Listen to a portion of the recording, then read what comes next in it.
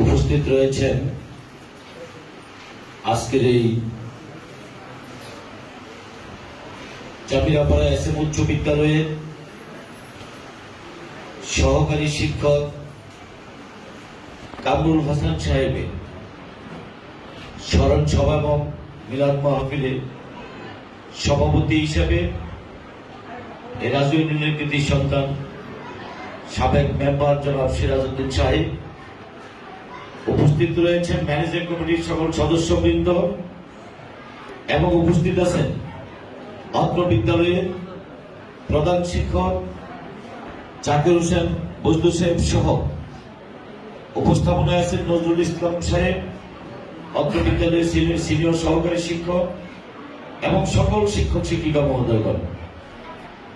উপস্থিত আছেন রাজু ইউনিয়নের আওয়ামী লীগের পক্ষ থেকে যুগ্ম সম্পাদক হাসান মাস্টার সাহেব এবং অন্যান্য অতিথিবৃন্দ, কামরুল হাসান সাহেবের সহধর্মিনী রসনারা চম্পা সহ আজকে দুই ছেলে উপস্থিত হয়েছেন।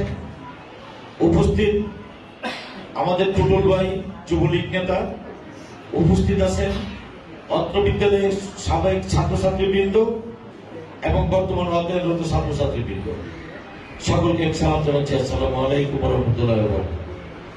আমি প্রথমেই গভীর ভাবে শ্রদ্ধা সহকারে স্মরণ করছি এই প্রতিষ্ঠানের যিনি প্রতিষ্ঠাতা ছিলেন সমীর উদ্দিন মুন্সি সাহেবকে, যিনি এই প্রতিষ্ঠানকে প্রতিষ্ঠিত না করলে আজকে আমরা যে সকল শিক্ষকের বিধিহত্যার মাগফিরাত কামনা করার জন্য এবং স্মরণ সভা যাই কিছু বলি না কেন কোনোটাই কিন্তু হতো না। এবং পাশাপাশি শ্রদ্ধা করে স্মরণ করছি সমীর উদ্দিন মুন্সি সাহেব সাথে যারা এই প্রতিষ্ঠানকে দীর্ঘদিন কষ্ট করে এই প্রতিষ্ঠানকে প্রতিষ্ঠিত করে গিয়েছেন। এবং পাশাপাশি আজকে শ্রদ্ধা করে স্মরণ করছি এই প্রতিষ্ঠানে যিনি 2033 সালের 15ই আগস্ট বিদায় নেওয়ার কথা ছিল, আজকে তার স্মরণ সভায় আমরা দাঁড়িয়েছি। কামরুল হাসান মাস্টার সাহেবের বিধিয়াত্মার মাগফিরাত কামনা করছি। পাশাপাশি এটা যেহেতু আজকে শোকের মাস, বিদায় হচ্ছে 31 আগস্ট, আমরা বাঙালি জাতির পিতা বঙ্গবন্ধু শেখ মুজিবুর রহমান সহ 1975 সালের 15 আগস্ট দিবাগত রাত্রে জাতির পিতা সহ যাদেরকে হত্যা করেছিল এই দেশকে নেতৃত্ব শূন্য করার লক্ষ্যে, আমি তাদের প্রতি আত্মার মাগফিরাত কামনা করে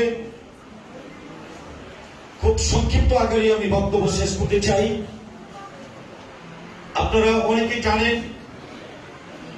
অনেকে না সবাই জানেন, এই প্রতিষ্ঠানের বর্তমান সভাপতি আমার স্ত্রী রহিমা শেফালী। আমার ছেলে অসুস্থ থাকার দরুন সে কিন্তু আজকে আসতে পারে নাই। গতকালকে রাত্রে আমি বালুকা থেকে গিয়েছি তাকে আনার জন্য, আজকে সকালে আমার সাথে আসবে।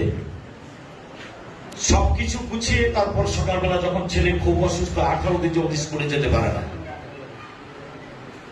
শেষ পর্যন্ত আজকেও আশা করো না। সে সভাপতি হিসেবে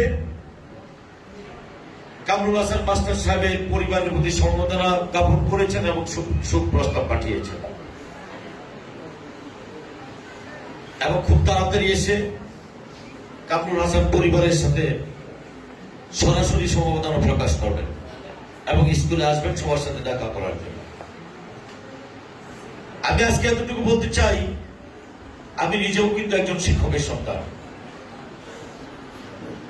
শিক্ষক কি জিনিস এটা আমি যেহেতু শিক্ষকের সন্তান,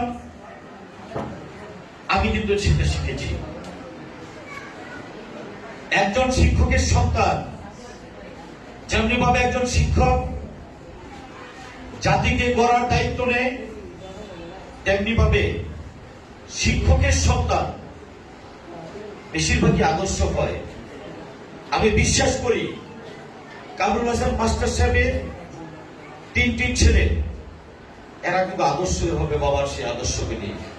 তার কারণ জেনেটিক ভাবেই কিন্তু এদের শরীরে শিক্ষকের সন্তান। কামরুল হাসানের বাবা উনিও এই প্রতিষ্ঠানের শিক্ষক ছিলেন। শুধু শিক্ষকই ছিলেন না, মাস্টার সাহেব উনি দীর্ঘদিন রাজু ইউনিয়ন আওয়ামী লীগের সভাপতি ছিলেন। সেই হিসেবে আমি মনে করি আজকে এই প্রতিষ্ঠানের প্রধান শিক্ষক সহ সকল শিক্ষক শিক্ষিকা মহোদয়গণ, একজনের মাথায় সব আসবে এটা কিন্তু সঠিক নয়। অনেকের মেধা থাকে, অনেক কিছু বুঝে না মেধা থাকার পরেও পিছন থেকে আরেকজন কিন্তু উপদেষ্টার প্রয়োজন হয়। আমাদের নেত্রী, প্রিয় নেত্রী জননেত্রী শেখ হাসিনা ওনার প্রজ্ঞা দিয়েই কিন্তু আজকে বিশ্বের দরবারে বাংলাদেশকে এগিয়ে নিয়ে যাচ্ছে। তারপরেও কিন্তু ওনার পিছনে উপদেষ্টা রাখে। কেন রাখে? উনি 18 কোটি বাঙালির একটি দেশ একা চালাতে পারবে না। তেমনি ভাবে আমি বলি, জাকির হোসেন বজলু সাহেব এই প্রতিষ্ঠানের প্রধান শিক্ষক, ওনার অনেক মেধাবী একজন মানুষ আমি জানি। তারপরে উনি যে সব পারবে, সব বুঝবে, এটা কিন্তু সঠিক নয়। আমি আজকে বলে যাব, ভালুকার উপজেলা চেয়ারম্যান হিসেবে যখনই এই প্রতিষ্ঠানে যে কোনো ধরনের অনুষ্ঠান করেন, আপনাদেরকে মনে রাখতে হবে এই ইউনিয়নে যারা রাজনৈতিক নীতি নির্ধারক, যারা জনপ্রতিনিধি, তাদেরকে অন্তত অনুষ্ঠানে সম্পৃক্ত রাখবেন। তাদের এই স্কুলের দিকে তাদের কিন্তু আন্তরিকতা বাড়বে। শুধু রাজনৈতিক বিষয়ই নয়, আন্তরিকতা বাড়বে। আওয়ামী লীগের সভাপতি, সেক্রেটারি এবং ইউনিয়ন পরিষদের চেয়ারম্যান ওনাদেরকে দাওয়াত দেওয়ার দরকার ছিল। তারপরেও স্কুলের পক্ষ থেকে, সভাপতির পক্ষ থেকে কিন্তু আমি দাওয়াত তাদেরকে দিয়েছি, হয়তো একটু দেরিতে দিয়েছি।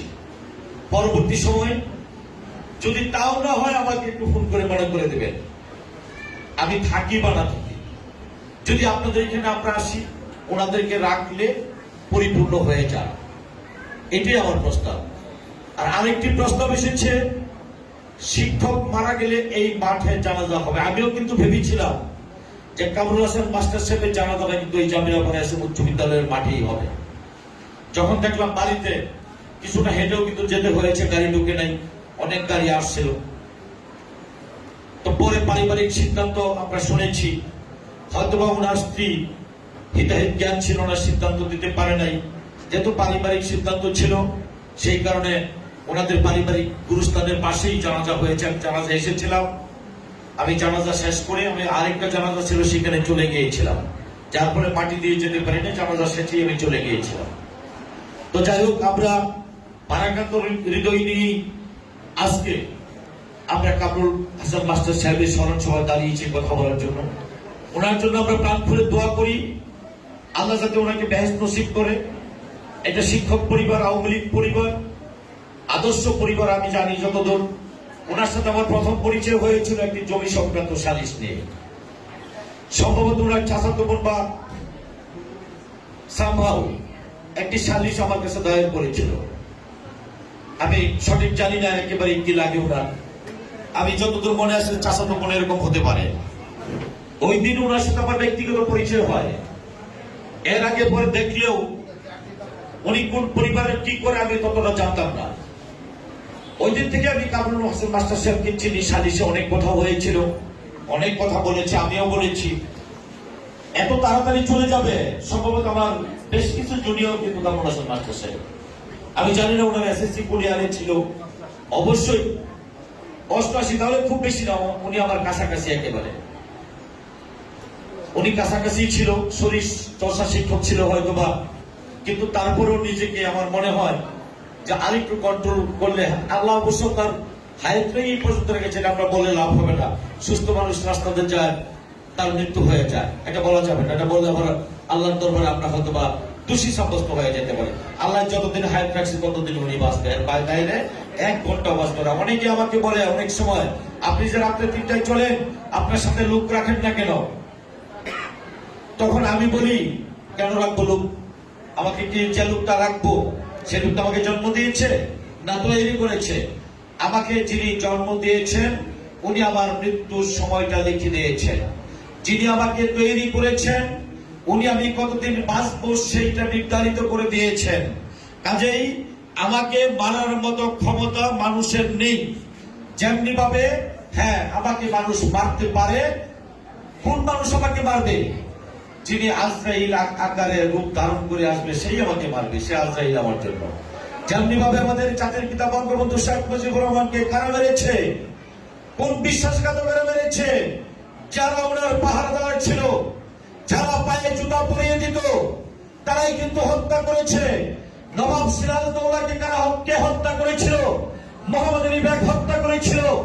সেই 1757 সালের পলাশীর যুদ্ধের প্রান্ত থেকে যখন তার সহধর্মিণী, তার প্রিয় মানুষ আলিয়াকে নিয়ে পিছনের দরজা দিয়ে পালিয়ে যেতে চেয়েছিল, তখন তার জুতা পরিয়ে দিত, জুতা কালি করত। সেই মোহাম্মদ আলী বব্বে 13 বছর বয়স ছিল, সেই মাথার চুলে আঘাত করে কিন্তু তাকে হত্যা করেছে। কাজেই আমাদের বঙ্গবন্ধুকেও এই দেশকে নেতৃত্ব শুরু করার লক্ষ্যেই সেই সকল বিশ্বাসঘাতকেরা হত্যা করেছিল।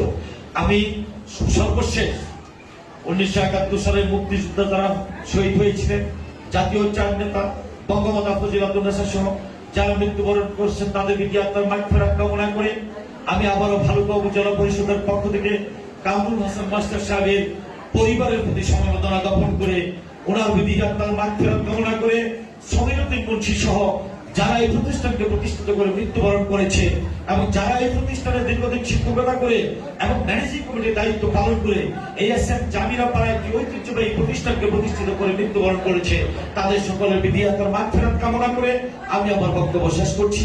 খুদা হাফেজ। আসসালামু আলাইকুম।